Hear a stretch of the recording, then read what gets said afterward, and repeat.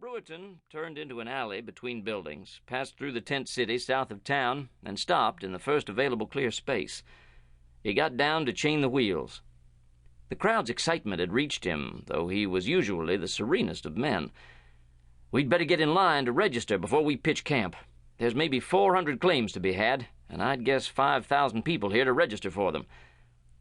"Adam," said Mrs. Brewerton in a wife's neutral voice, "this may be a wild goose chase." "Everybody files. A week from now the land office holds a drawing.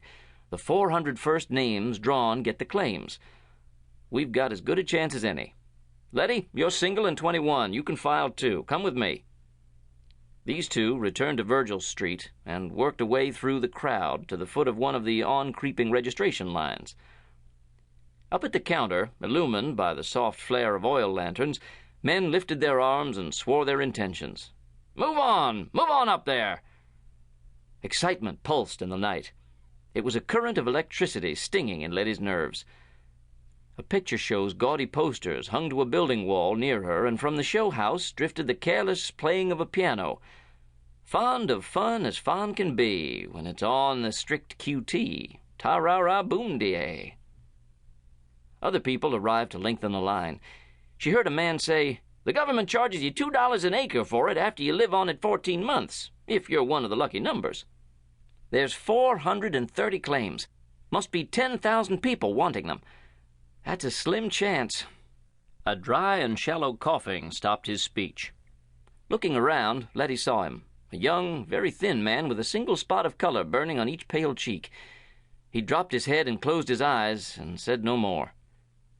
2 places forward, a child began to cry. Letty moved partly out of line to see a woman lift a 3-year-old child to her shoulder. She was a small woman, hardly more than a girl, with great round eyes and a face from which all light seemed to have gone. She was saying to the child in an exhausted voice, "Don't cry. Please don't cry."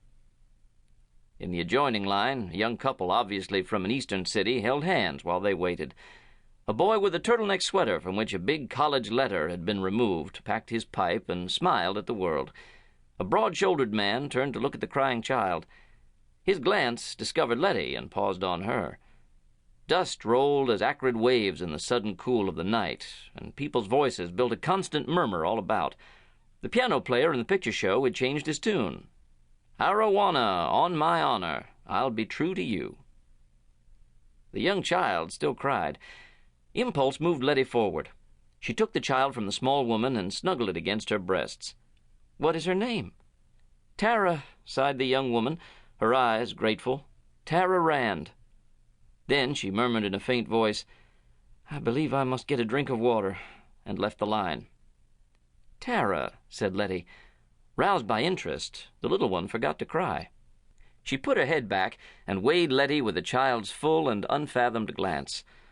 Letty dropped her lips close to Tara's warm cheek, murmuring a tune that had no words. Over Tara's shoulder she discovered the big man in the adjoining line and met his steady attention. He wasn't much older than the boy with the college sweater, but he was a different kind of man, early seasoned and clearly at home in this dusty land. Mrs. Rand came back. She said, "It was nice of you." A voice behind Letty at once protested, "You lost your place when you left the line. Go back to the foot."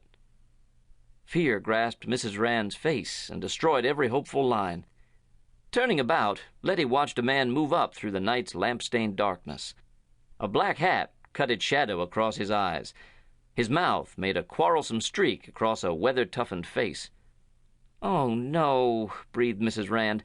"I only—" A voice behind Letty said casually, "Excuse me," and a solid hand dropped its weight on her shoulder and moved her slightly aside. He came around her, the man who had been watching her from the other line. He had a fair skin burned brown by sun. He had a slow way about him, and she thought she saw one pale, bright flash of anger distant in his eyes.